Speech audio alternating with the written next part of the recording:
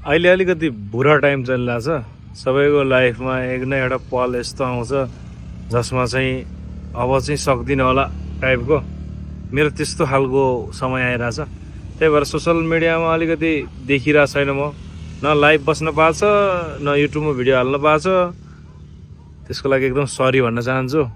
कस्तो भइदियो भने एकैचोटि युट्युब पनि डिमोनिटाइज भइदियो, आउनुपर्ने पैसाहरू पनि रोकियो, अनि झन् गोप्रो हरायो। गोप्रो भन्नाले मेरो क्यामेरा एक्सन 5 प्रो जुन चाहिँ मेरो भाइले ल्याइदिएको थियो त्यो पनि हरायो।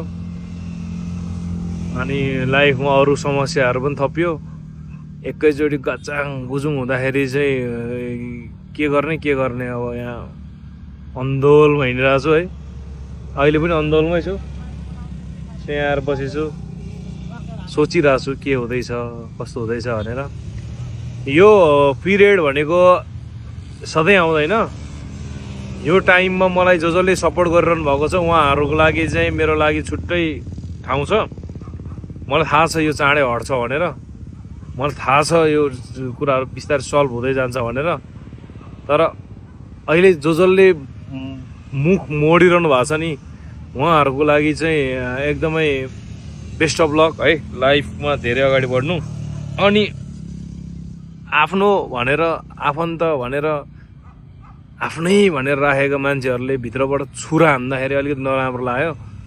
त्यो तपाईँहरूको त्यो छुरा पनि सफा गरेर राख्नु होला।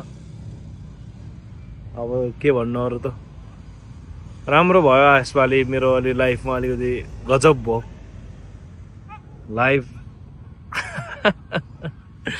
ल बिस्तारै भिडियोहरू आउँछ।